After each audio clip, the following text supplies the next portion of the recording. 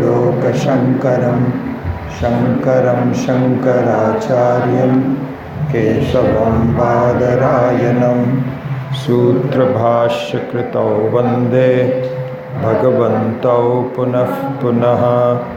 ईश्वरो गुरुरात्मेति मूर्तिभेदविभागिने व्योमवद्व्याप्तदेहाय दक्षिणामूर्तये नमः। गुकारस्त्वन्धकारो वै ऋकारस्त्वन्निवर्तकः अन्धकारनिरोधित्वात् गुरुरित्यभिधीयते।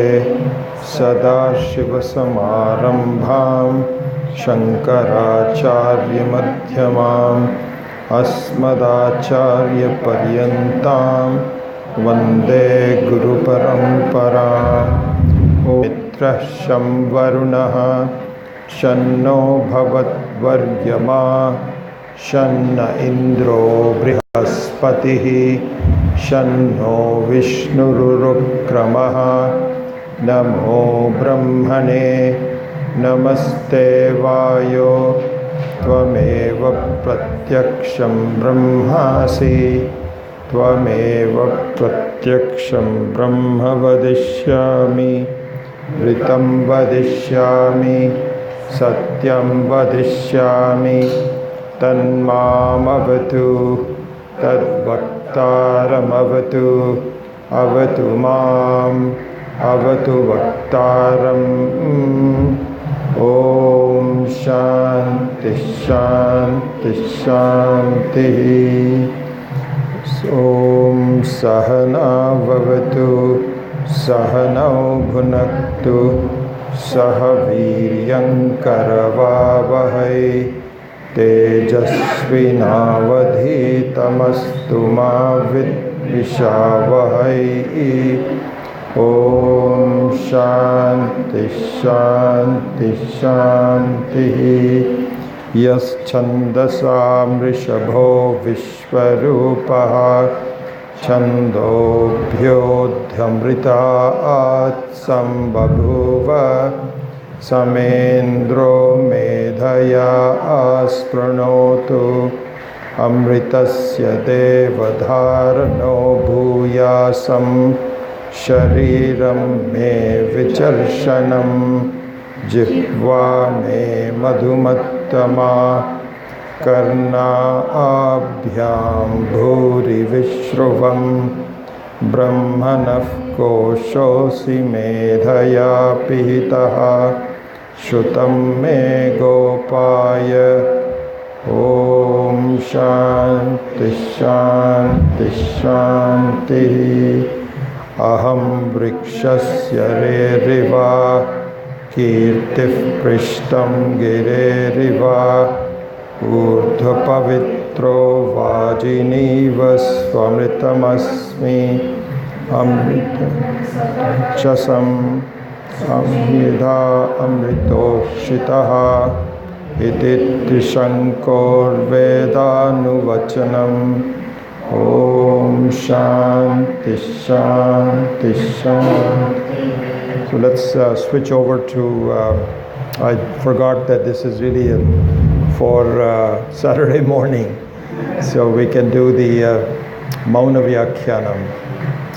Om Mauna Vyakhya Prakatita Parabrahma Tattvam Yuvanam Vashtistante Vasat Vishiganai Avrita Brahmanishtai Acharyendram Karakalita Chinmudramanandarupam Swatma Ramam Muditavadanam Dakshinamurti Mide Vatavitapi Samipe Bhumi Bhagan Sannam Sakalamuni Janana Jnanadataramara Tribhuvana Gurumisham Dakshinamurti Devam Svananamarna Dukkha Cheda Daksham Namami Chitram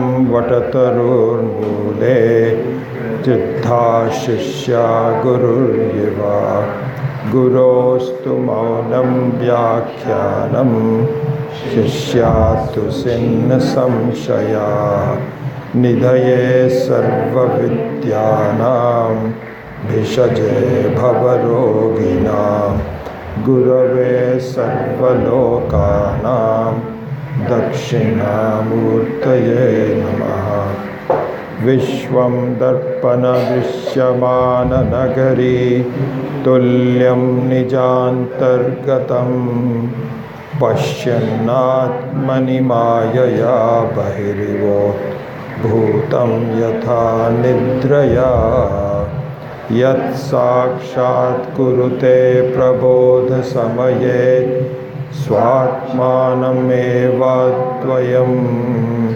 Tasmai Shri Guru Murtaye Namaidam Shri Dakshinamurtaye Yasya Kyakidavan Kuro Jagatidam Prang Nirvikalpam Punaha Jnana Swarpita Desha Kala Kalana Vaichitrya Chitri Kritam Maya Viva Vichrambhayatyapi Maha Yogi Vayasvechaya Tasmai Shri Guru Murtaye Namaidam Shri Dakshinamurtaye Yasyaiva Spuranam Sadatmakam Asatkalparthakam Bhasate Sakshat Tattvamasi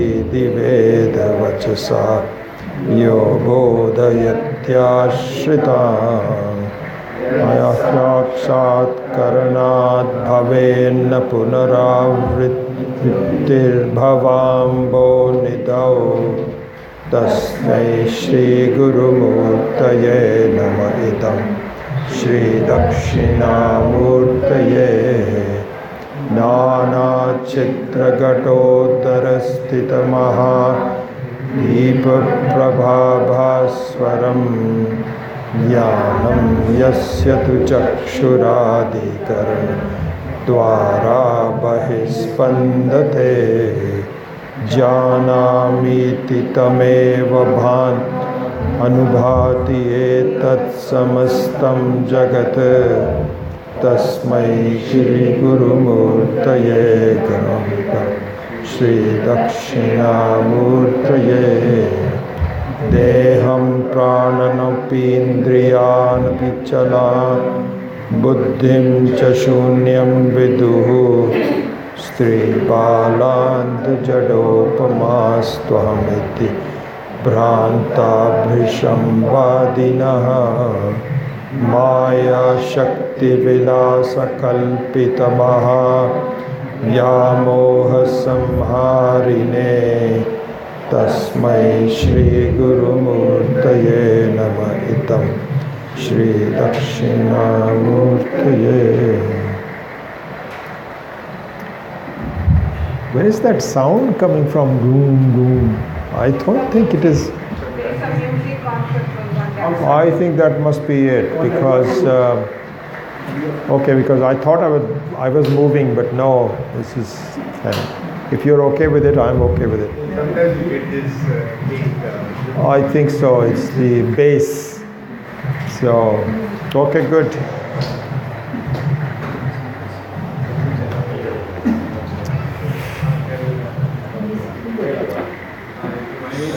So I made 10 copies for those of you that did not make a chance. Anybody wants printed copies that were not able to make it yourself? 1, 2, 3, 4. I want to keep one, and then you. Actually, I made some more, but there was a mistake. I'll show you anyway. There's 9 of them.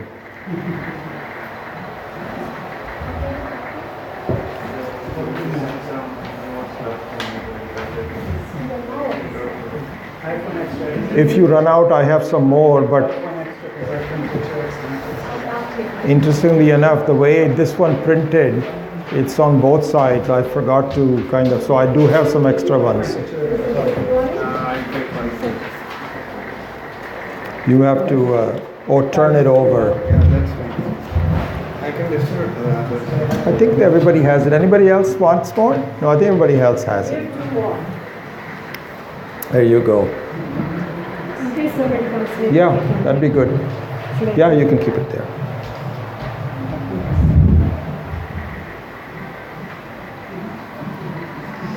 So I spent some time thinking about how best to revise. As we said, we will. And I was just kind of, factually, I didn't get started on the thought process until today. I was kind of busy over the weekend. But when I started looking into the chapter, which is the first verse, I found that perhaps one good way to do that will be to look at the topic heads that Swami Maheshananji has given in the Hindi book. And so around, I think 3 o'clock or 3:30 or so, I started making a list of that, and I thought I would make an English translation. And then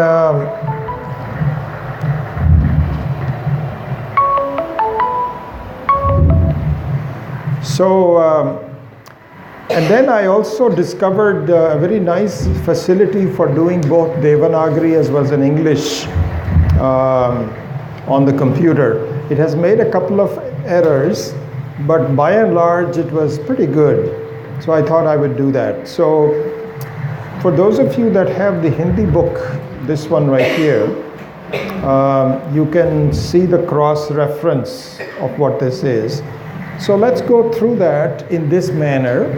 This may not be the only time we will do it. We will probably spend some more time revising it. But at least this will be a good, especially today because we don't have as much time.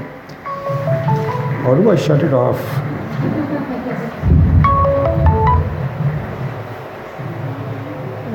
Okay, I know what to do. There's a cousin of mine who's visiting from India, first cousin. Oh, there we go. Now I'm okay. So she's calling me back. So let's see how I know there was some very valid feedback from last time that you don't see a connection between the first verse and the Manasa Lasa verses, which is good. It's a fair feedback. So let's see if we can make a dent into doing that. So let's go through it topic by topic. So the one main thought about the Stotram, so differentiation between the Stotram verses and the Manasa Ullasa verses. So as you know, the Dakshinamurti Stotram is supposed to have been composed by Adi Shankara, and the Manasa Ullasa were composed by his immediate Shishya, Sureshwaracharya. And so it's a very beautiful combination because Sureshwaracharya might have felt that it would be good to explain what the thought process is of his guru and how to expand it so that people can relate to it better. So that this goes on even now. And then the next thing is that various acharyas expand on Sureshwaracharya's commentary. And so there's like a 4-level structure. There is Adi Shankara, there is Sureshwaracharya-ji, there is Swami Maheshananji, and then I am trying to put it all together in this context. So this is how it explains. So what he has done very beautifully is to give the topic of Manasa Ullasa and group of my experiences. So it means that the life has given me some experiences for whatever reason. It's a separate issue, whether it is prarabdha karma or whatever it is and so on. You feel that the experiences are, everybody has a set of experiences which is very personal, unique to you. And the way our conclusion is that I am the recipient of my experiences. So this is what we think about ourselves, that we are the focal point of our experiences. So there is a subtle difference between Atma Pratyak Swarupam and the fact that Atma is the experiencer of the experiences. It's a subtle point, but a very important point. And in fact, it is just the opposite. So the Pratyak Swarupatva means that I am the very content and inner content of all my experiences, and the inner content, the inner focus means, as the Karika will, the Manasa Ullasa will point out, that the inner focus and the very content of experiences cannot have anything to do with the experiences. So it's opposite to the fact that I am the recipient of experiences. In fact, that is a Brahma, that is a mistake that I have to look into. So, just like, for example, the gold is not the recipient of the ornaments. It is the very basis of the ornaments, and as such is independent of the ornaments. See, this is exactly the same situation. Here, this is very sophisticated. The golden ornaments is a very simple example. Here, this is very sophisticated, very complex. Not complex, sophisticated, I think is a better word. And so it might take me a while to unravel and this is what the Manasa Ullasa does, is that it unravels the mistakes that I make. But nevertheless, the mistakes amount to the fact that I see myself as the effect of the world. So supposing I physically injure you, I get up and I push you back and you fall down. Your natural conclusion is that this is a silly guy. What's he doing this for? He's beating me up. He's injured me. And so the whole world is exactly like that. We have, whether they injure me or not, but in some fashion or the other, I'm the recipient of all my experiences, and I'm the effect of the experiences. And what Vedanta says is, this is not true. It's just the opposite. You are the innermost reality where experiences are happening, and you cannot have no connection whatsoever to the experiences. So this is the meaning of Atma Pratyak Swarupa. And so this thought, which is the fact that I am Pratyak Swarupam, I am the innermost nature of the whole world. This is to be revealed and understood. And so the Manasa Ullasa gives the explanation. And of course, the very first verse gives this explanation.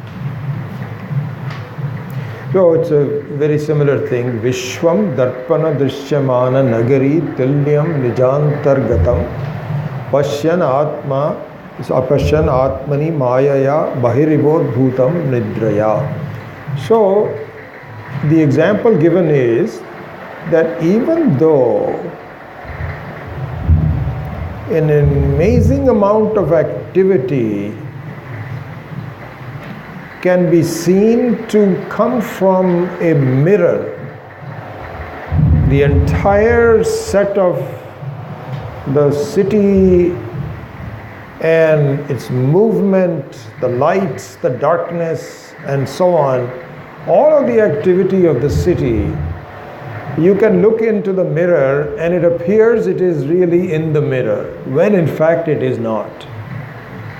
All that the mirror does is to simply reflect the activities. And the activities does not leave any marks on the mirror. See, that's the thing. If the mirror, you can say, okay, the mirror is not responsible for all the city activities. Vishwam darpana drishyamana nagari. So nagari means that the whole scene of a village and a town with cars moving around, people, this, that, or the other. This is a nagari. And so you feel that maybe some effect there is done on the mirror. No. It doesn't leave any marks on it, doesn't leave any vasanas, no, nothing. It is always pure. Pure to reflect the activity. And yes, in fact, you can follow all the activities of the city by not looking at the city, but just looking at the mirror. Yes, you can follow all of that. Perhaps the only thing that it doesn't reflect is the sound. But in terms of the rupam, it reflects very accurately if it's a good mirror. But just that fact means that without affecting, it is reflecting. So here, as we will see sooner or later, here my mind is the mirror. Mind is the mirror. And I am not the mind. So in that sense you can say that the reality of the mirror means that on the surface of the mirror, you can even look at it that way, the surface of the mirror has the ability to reflect the picture. But the very swarupa of the mirror is that there is no picture in it. Absolutely no picture. And similarly here also my mind is the reflecting surface. And it reflects tremendous amount of activity. But my mind, maybe it is a little close to me, just like the top surface of the mirror is a little close to the mirror. But it is not the mirror. Not the mirror. The very substance of the mirror, all the coating and so on and so forth, in that example, perhaps that is, you can say that as to be the Atma.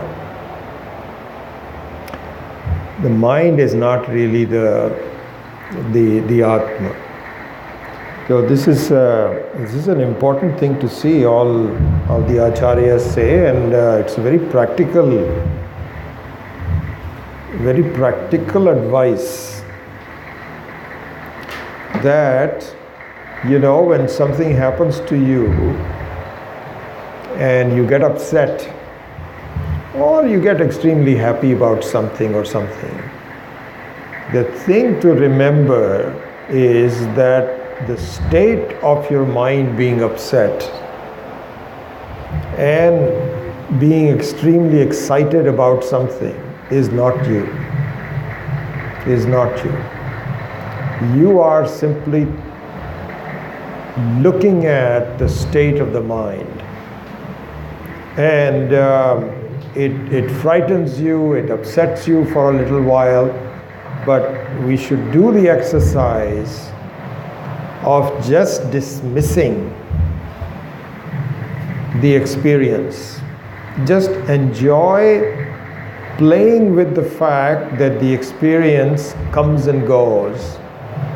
And if you provide the distance from your mind, you will start to enjoy an amazing amount of independence and insight into the whole thing.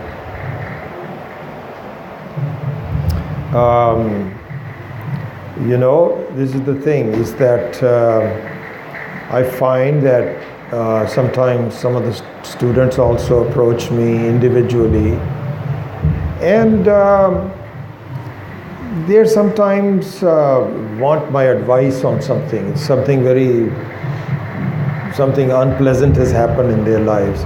If something very pleasant happens, they don't approach me. Then that means it's nice. It's good. That's the way it is. But once in a while, if something unpleasant happens, they will say, I want to talk to you, and so on. And you know what? I don't try to get into them. I try to understand a little bit about what's happening, why they're upset. So, not as though I'm callous. But I don't try to get into the details of what is upsetting them. Not like I'm a psychologist and say, okay, you know what? Now try to do this. Oh, okay, come back and see me. No.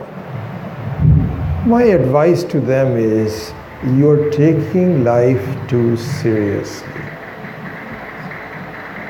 Please just let go. You are the one that is holding on to it.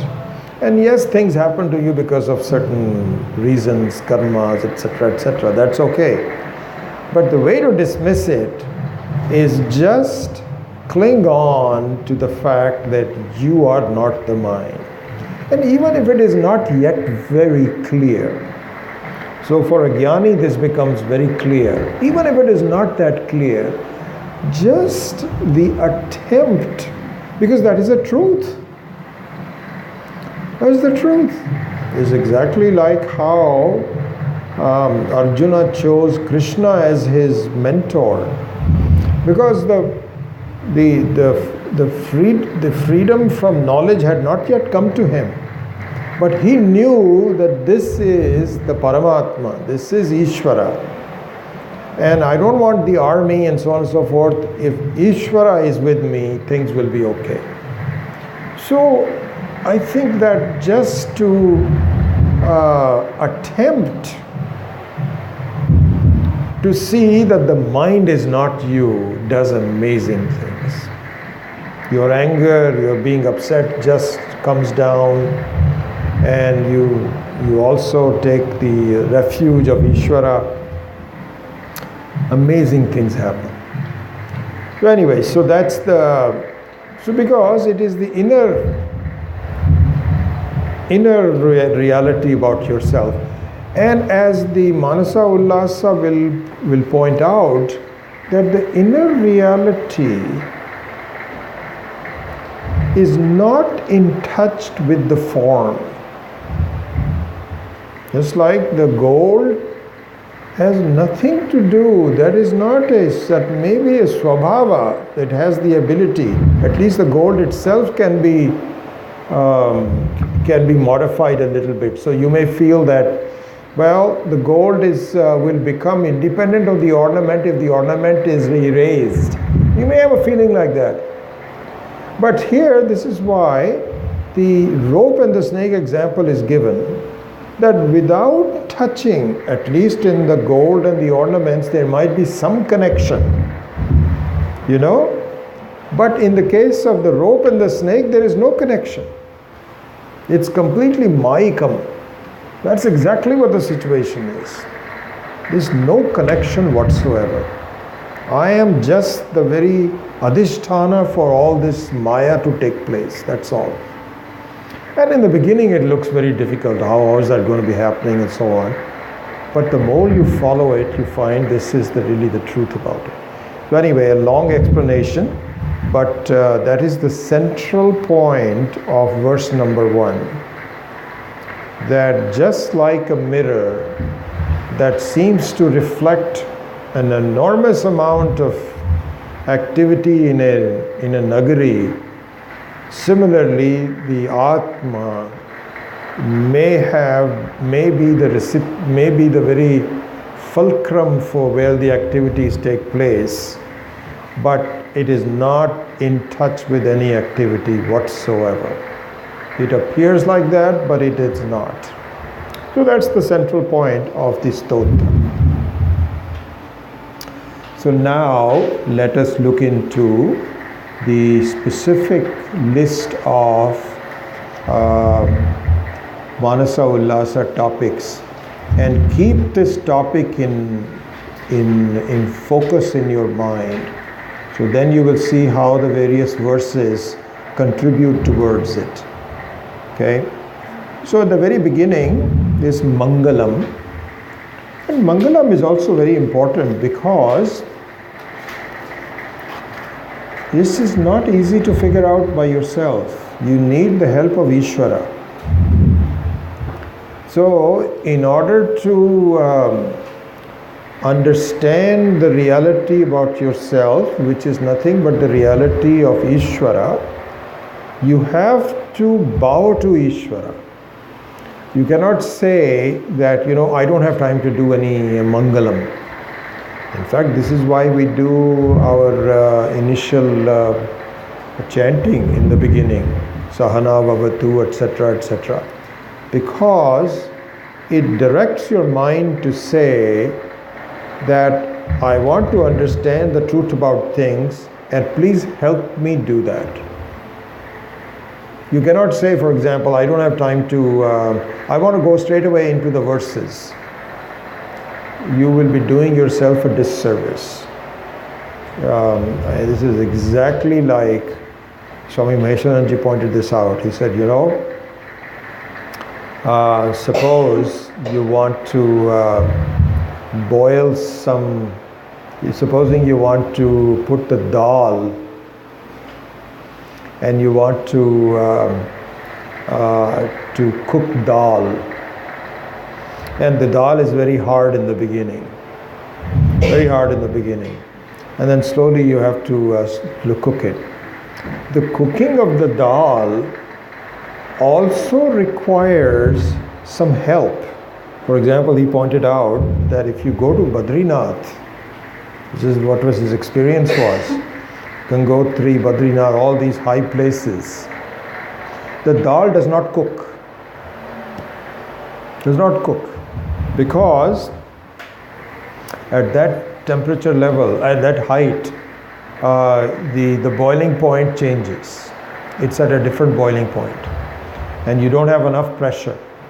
So there you have to put the dal into a pressure cooker, or you allow it to cook for a longer time. Similarly at home, the ladies know this, that especially there are some dals that are very hard to cook. In Punjab we have this black masoor, what we call maa ki dal, which is the hardest one to cook. And my wife, for example, my daughter-in-law loves that dal. So whenever we invite her over for her home, she starts the preparation a day or so before that. And what she does is, she puts it in water and lets it soak in water for an overnight. And then also she puts it into some kind of a cooker or something like this and slowly lets it cook. So Mangalam is soaking your mind in auspiciousness. Otherwise things don't happen as well. So that's the meaning of the auspicious beginning And if you see, there is Mangalam in the very beginning and Mangalam at the very end, both of them. In the end also there is value for Mangalam, because what you have learned may not stay in your mind. So a prayer to Ishvara saying, I've been studying hard, can you please make sure that I gain from studying, is given. So the first verse is Mangalam. Mangalam dishatu me Vinayakaha, Mangalam dishatu me Saraswati, Mangalam dishatu me Maheshwari, Mangalam dishatu me Sadashiva. And each one of them, I won't go into the details of that, we've already looked into that. So some separate Devis and Devatas are asked for, but that is the Mangalam. Now then we go to topic number 2, Stotrasya Vishaya Prayojane. So please see that the first verse of the Stotram, Vishwam Darpana Dishyamana Nagari, has a special responsibility with respect to the entire text. What is that special responsibility? Which is Anubandha Chatushtaya. Anubandha Chatushtaya means that the author of an important text, of any important text, must keep 4 things in mind. Otherwise, the focus is lost. And in Vedanta, you do not write a text until this 4-fold Chatushtaya Anubandha. Anubandha means the conditions under which this text will be effective must be kept in mind. So as you know very well, this is Vishaya. Vishaya means the topic. What is the topic?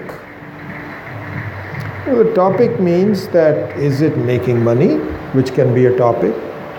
Is it to improve your health, which can be a topic? Can it be understanding of a science, which can, so topic is number 1. Then the second one is Prayojana, means what will the study of this topic give me? What will I gain from it? This is called Prayojana, the very purpose of the topic. The third one is the Adhikari. It may not be in this order, but all 4 things have to be given. Adhikari means who is deserving of reading this topic. Like, for example, the topic of making money in an uncertain market, when there's a lot of ups and downs and so on, making money. It's a valid topic. And then what happens, because we sometimes become too conservative, we leave it in the bank, it only gets like 1%, 2%, but the inflation is more than that. I need to invest wisely so that I can keep up with so not only I work hard, my money should also work hard. This is a prayojana, because everybody needs money. The third one is Adhikari. Means that an 11-year-old boy or a girl is not capable of understanding. They understand what money is and investment is or anything, nothing like that. So they don't have the right. So the Adhikari is one. Or another thing you could say is there is a person whose bank balance is 0, has no savings whatsoever, can hardly. You tell him, please come with me to an investment seminar.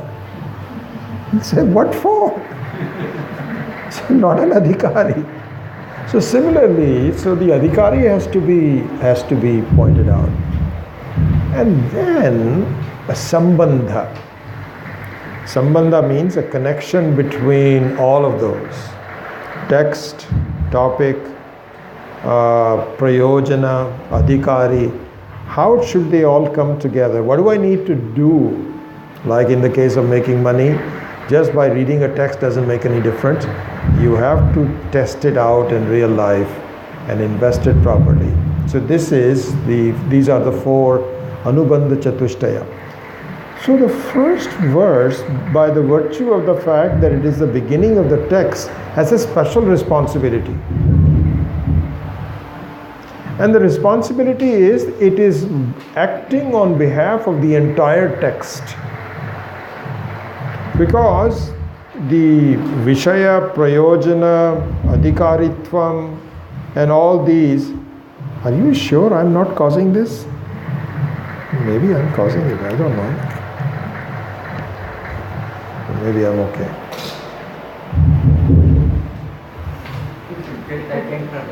Vibrations in the Maybe? sheetrock and the wall. Oh, is that right?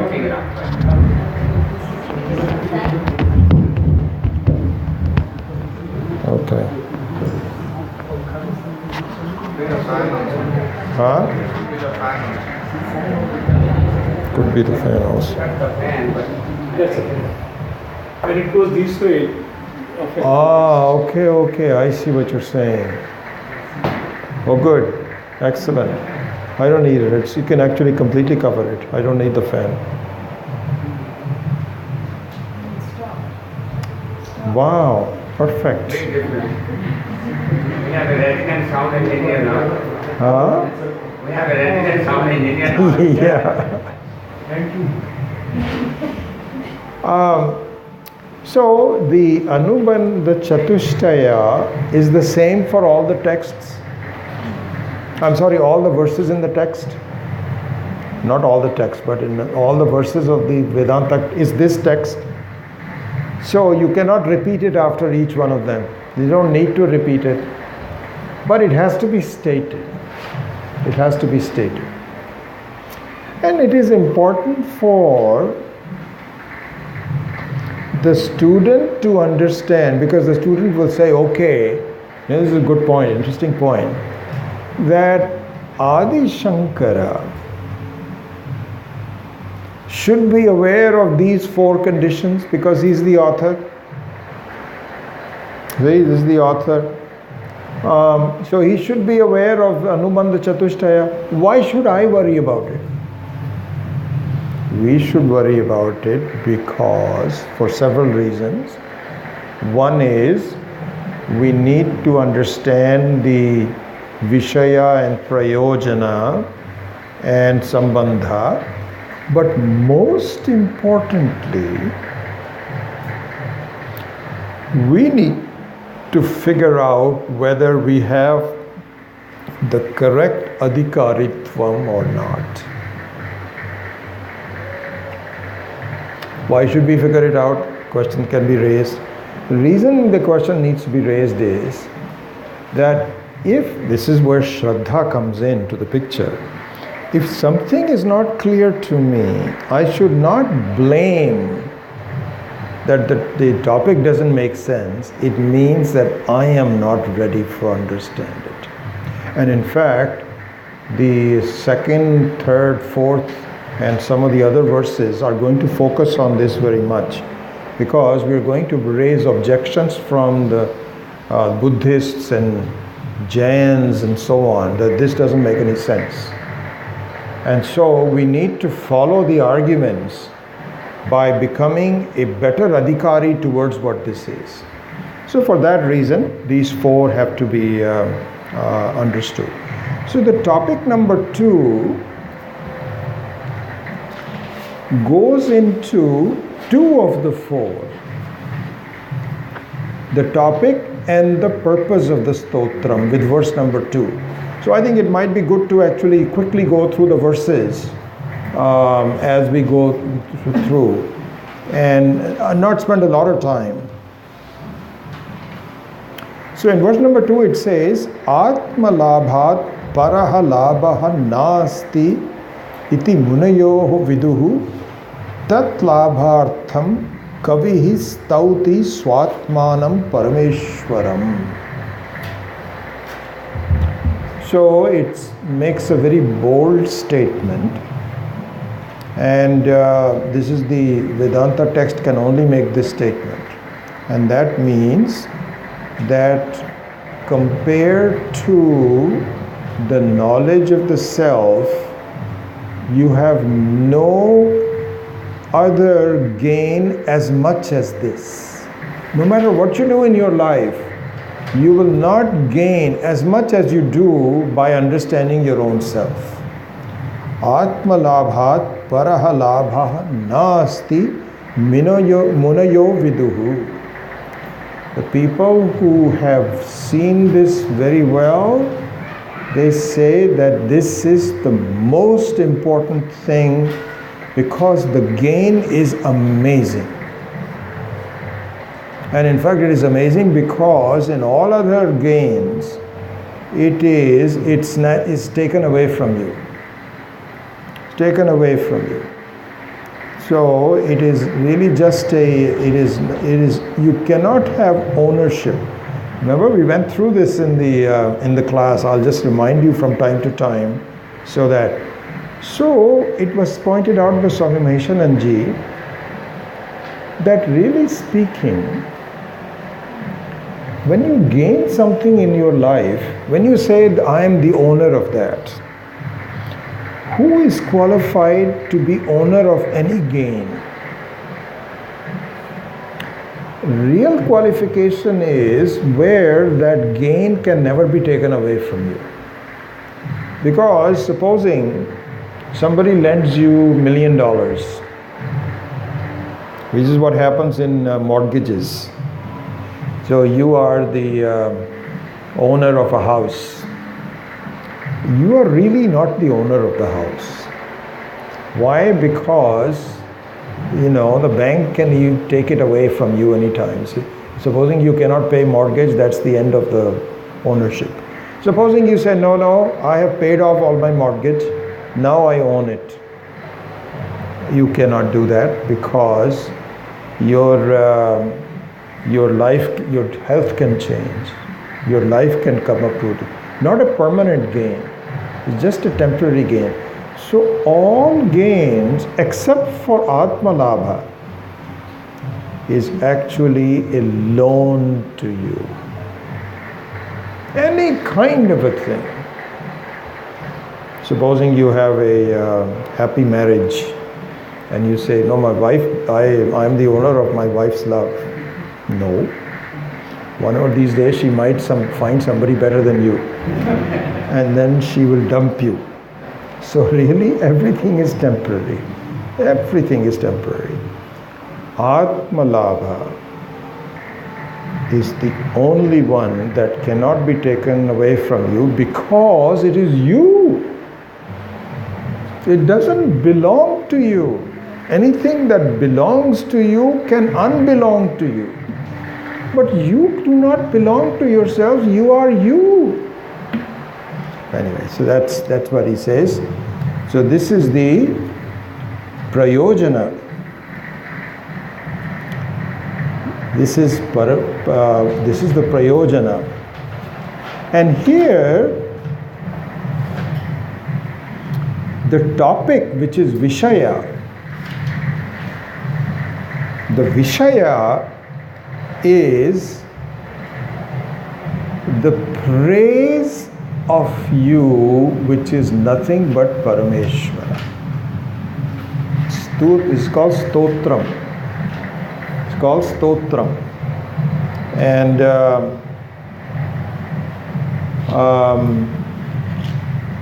here Swami Maheshanji had pointed out that, praise means you compare something to be even better than yourself.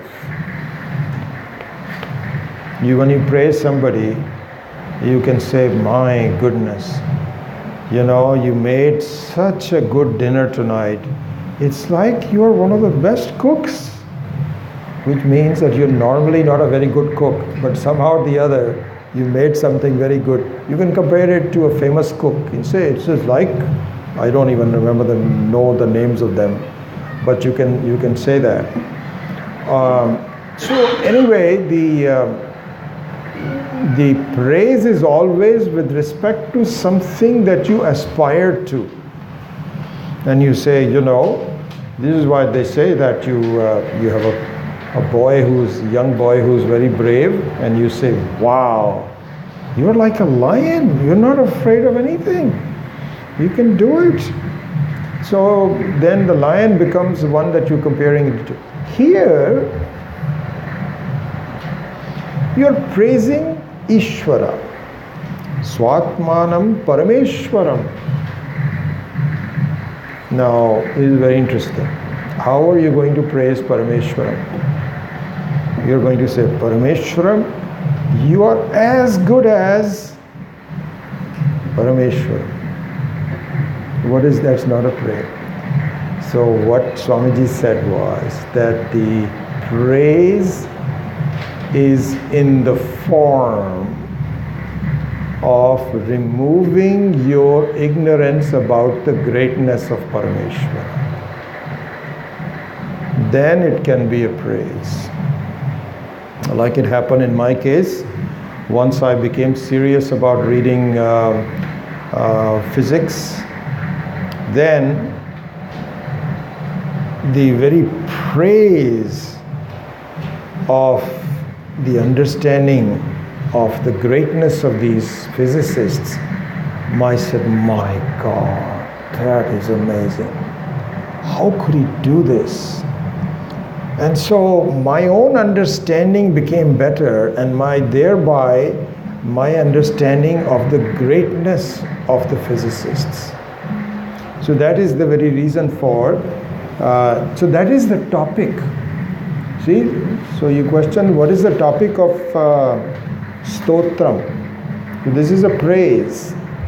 And the praise is to remove your ignorance about the greatness of Parameshwara, which is nothing but yourself. So now the Vishaya and Prayojana are both taken off. So that is the purpose, the topic and the purpose of the Stotram is verse number 2. Okay? Then let's go to verse number 3.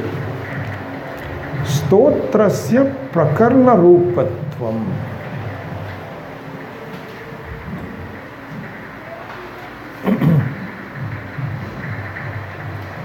So,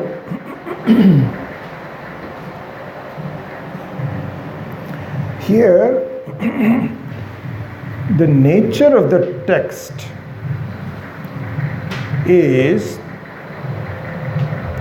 so we will look into this in more detail, but we can start right now, which means the identity between Ishvara and Jiva. That it is none other than Ishvara who, because of his own way of expressing himself, becomes the Jiva. So the Jiva is nothing but an expression of Ishvara. Our thoughts are nothing but an expression of Ishvara. Our actions are nothing but the expression of Ishvara. And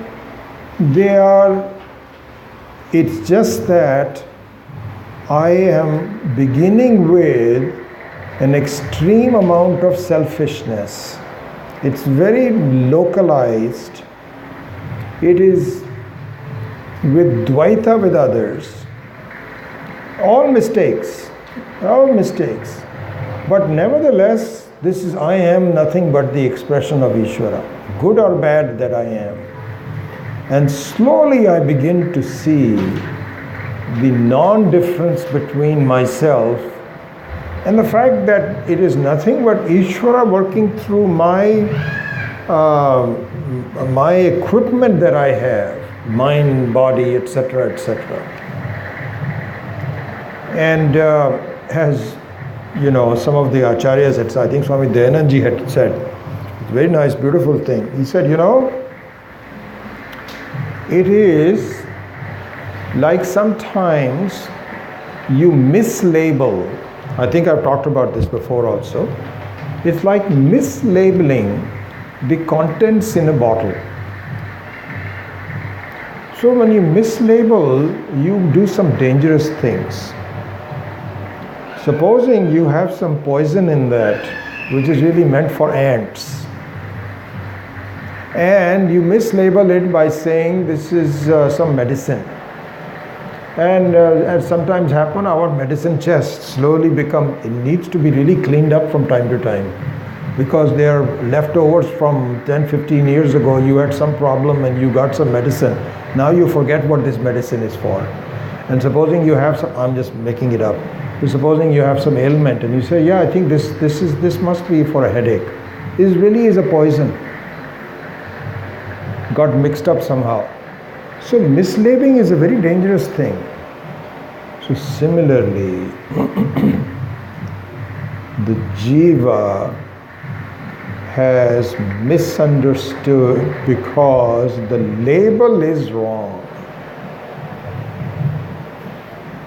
Jiva is like a bottle with containing of some mind and some tendencies and some body. It's like a bottle. This is what it is. And the fact of the matter is that the very content of it is very pure. And this is just an expression of Ishvara. This is what should be in the bottle. It should have written there, property of Ishvara. That should be an expression of Ishvara. That should be the correct one. Instead it says, this is me. This is me. Don't mess with me. This is me. Completely separate from others. So it's a mislabeling. So the very topic of so now we can say the nature of the text.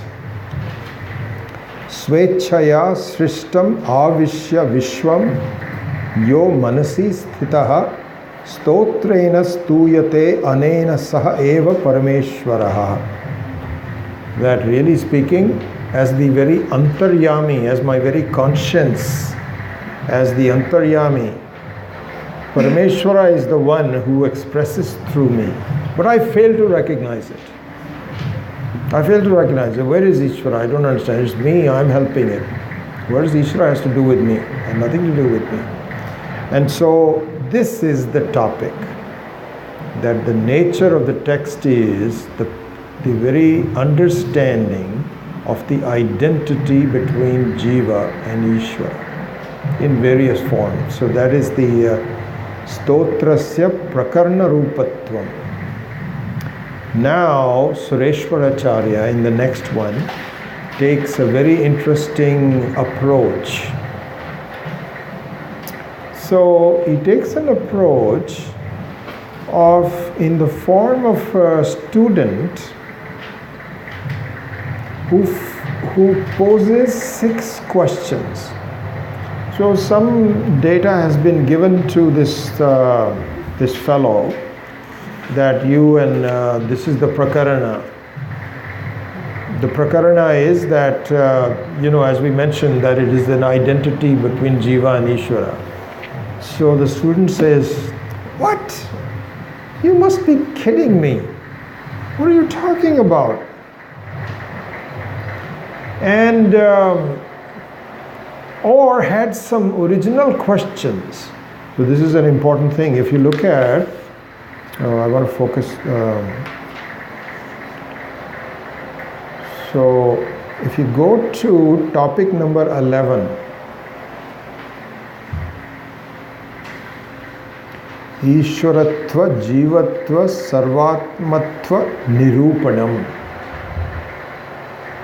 Ishwaratva Jivatva Sarvatmatva Nirupanam. So there I mentioned in the notes that up to verse number 15 The focus was on explaining the Stotram number 1. Right? So, what that meant was that Adi Shankara, and in fact the Manasa Ullasa, was very well focused on explaining the individual parts of the Stotram, verse number 1. Vishwam Darpana Dishyamana Nagari, etc. And that was, it's almost complete. Almost complete. Then Sureshwaracharya decided to take another look at it from the standpoint of these 6 questions asked by the student. Nothing new will be provided, but the insight will be made more clear by looking at it from another standpoint. So if you look at the Sanskritam on this, so this is number 16. Let's look at it. There's a word, there's a very interesting, I want to point that out.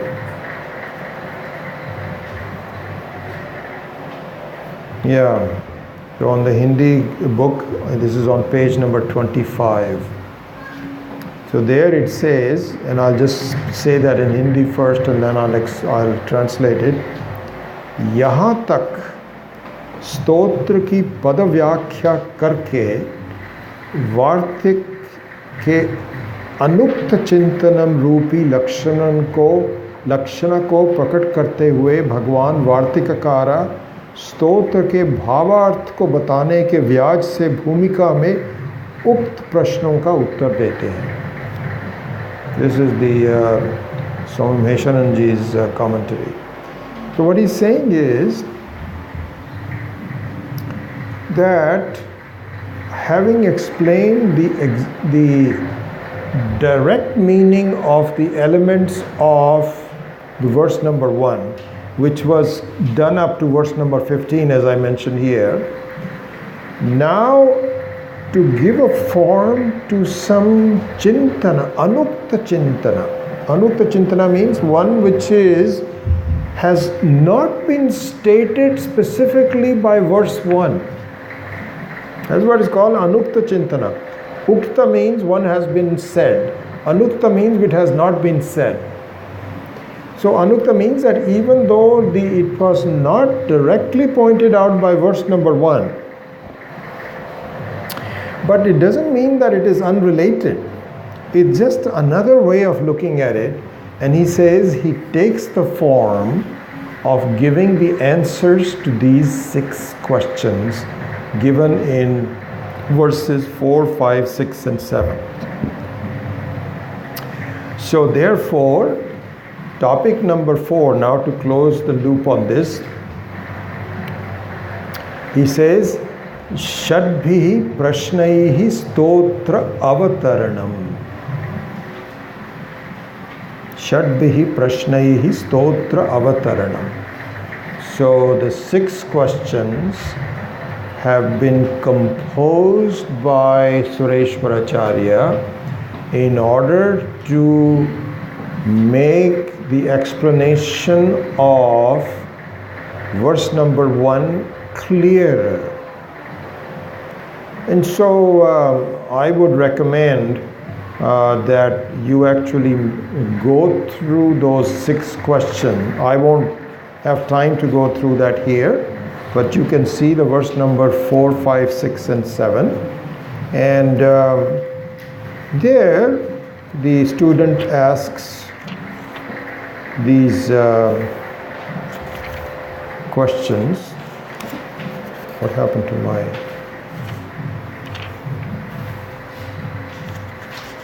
Oh, it's even before that, sorry, yeah.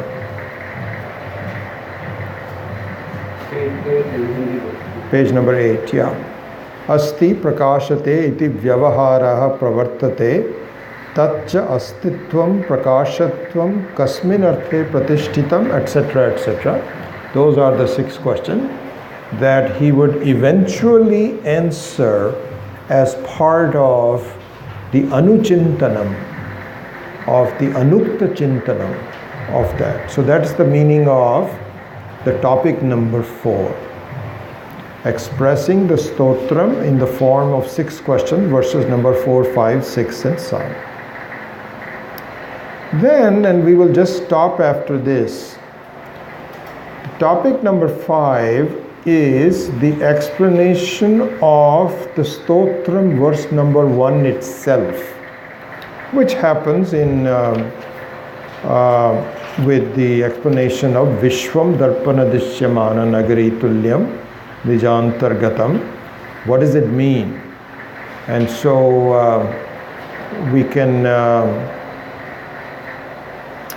can perhaps go through that next time, and maybe start with that, which is the verse itself, and then the Manasa Ullasa restarts.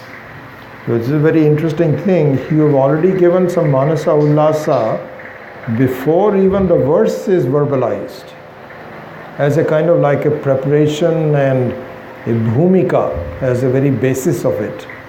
Then the explanation of the verse in topic number 5, Moolakarasya Padyasya Vyakhya, explanation of the stotram of number verse itself. Then it starts the Atma Antarvartinah Jagatah Barirabhasa, etc. So that we will take up next time. So anyway, I think that we will see what I think we will do. Even this may not hang together very well. We are slowly getting to that point.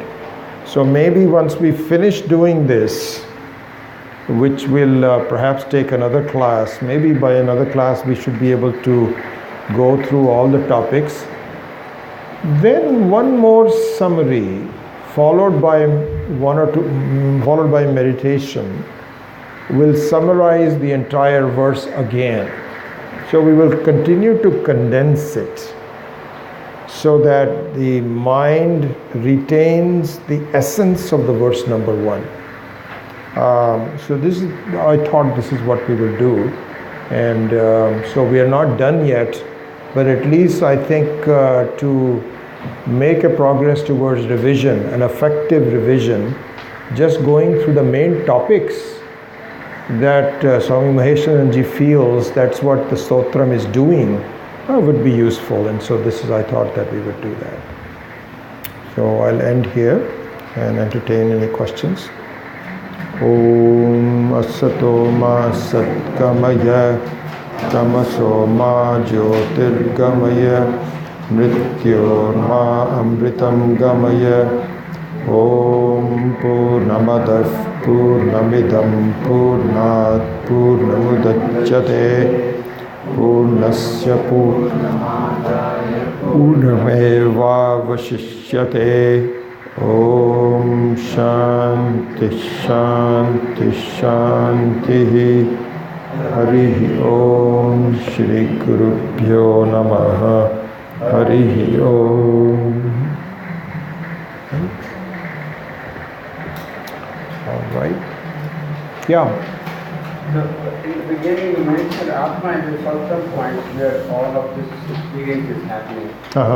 So fulcrum is something like we can do this or that. I'm sorry, say that again. I'm not sure. Fulcrum is, yeah. In tilt, forward or backward. Correct. Right. So what is the analogy here being conveyed?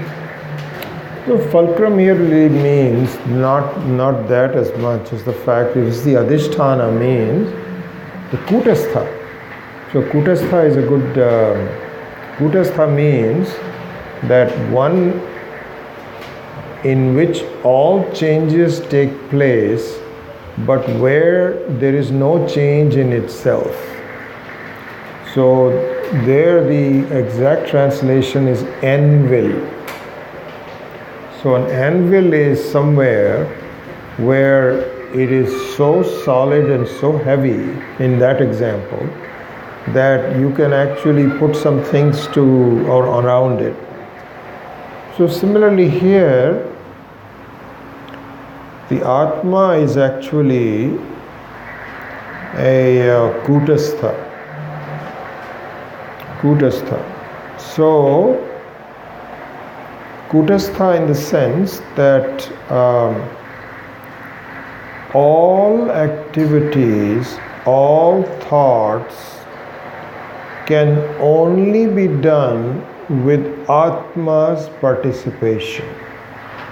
Participation not in a connection, but a Atma has to bless all activities and all thoughts. For everyone. Like for instance, take the fact that for a thing to exist, it must be cognized by Atma. Okay? So what it means is that you cannot have a thing without the Atma cognizing it. Like for instance, the horns of a rabbit. A horn of a rabbit or a square circle, or as they say, the son of a barren woman, doesn't exist. Because for it to exist, someone somewhere must have seen it. That means the Atma must cognize it. There's only one Atma. One Atma. So it's not as there that you and I have to seen it, but somebody must have seen it somewhere. It doesn't happen. So from that perspective, things don't happen until they are cognized by the Atma. That cognition, which is what I just call participation, which is probably not a very accurate word, but the presence of the Atma, is what is meant by the kutastha. So you cannot pound anything without anvil. Yeah. Without the confusion I had was the term cognition I thought was a mind-body only. At least it may be a misunderstanding. What term which was, sorry, with mind body only? The word cognition. Cognition. So the cognition is the very basis of cognition doesn't change. This is jnanam, satyam jnanam anantam. But the cognition is borrowed by the mind, and the mind becomes a cognizer. And then it goes around, and so on and so forth. But the original cognizer, which is, another thing to do is to say, for example, the space is the original space giver, from which comes the room space. And the room space lends itself to transactions. This room is not big enough, but it has to be blessed by the Akasha itself, and something like that. Yeah.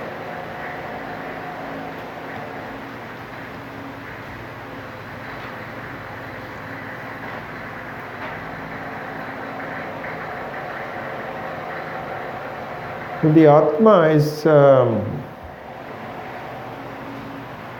this is what confuses us,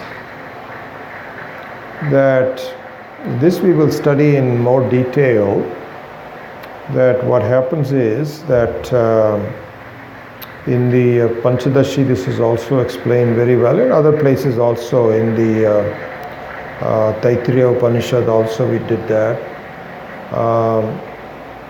So the Atma is not something which is here's the thing. When you say the table is, it appears so in the statement the table is, there are two components. One is the form table and the other one is the isness. Right? So for example, the horns of a rabbit is not. So the horns of a rabbit cannot be. But the table can be because we have cognized it. So in the cognition of the table, there are two components. One is the table and the other one is isness. The mistake that the mind makes because of the Maya Shakti is the inability to distinguish between the table and isness. I think both of them are in the same locus. When in fact the isness is unchanging and belongs to the Atma. So for example, the table is my cognition. See, this is where what I said earlier to Jugal was that everything must be cognized by the Atma. So table is cognized by the Atma. That means that in that cognition there are two components. One is the table and one is the isness. What I don't understand yet is that the isness is me and the table is just an imposition on me. So the Atma has isness.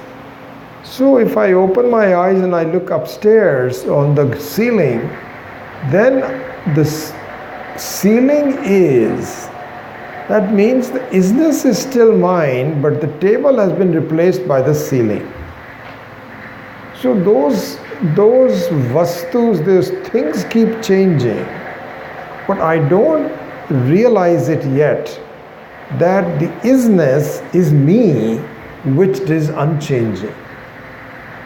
Those sattas, in fact on topic number 7, we will discuss this. Sattas purnayoho atma ekayattanatvam. That the satta and the spurna, the very consciousness and the existence, is really me, which is unchanging. And sometimes when you are asleep, the whole thing disappears, but I remain the same. And then when the Jagrata Avastha comes, then the isness is borrowed by tables and ceilings and fans and people, but the I remains the same. So this aviveka is due to Maya. And the more we think about it, so there will be, there are methodologies of looking at it, how you do the viveka between them. And the more you look at it, you see, my goodness, how could I miss it? That my existence and my consciousness is undisturbed. And the other things, sounds and sights and touches, they come and go. So that is what is meant by the kutastha, the adhisthana for the whole creation. Something like that happens. Yeah. So in the example of isness and table, Yeah. is jnana part of the isness? Jnanam is isness. That's what it should be. Yeah, jnanam is isness. There is no table. So this is what is saying, sattas purnayoho atma eka ayanatvam. So the consciousness and isness is one and the same. So that is why this is what is called Chaitanya Swarupam. So there is only one Chaitanya, which is Ishvara, which is Brahman, and that is me. My nature is Chaitanyam, and that means I am. And you can see this. Not only do you see that I am, you also say I know. So the whole thing is painted in the color of I know. Everything is I know. And so that is the Spurnam. And you cannot say I know unless you are. So I am and I know. This is common. Satyam Jnanam Anantam. Yeah.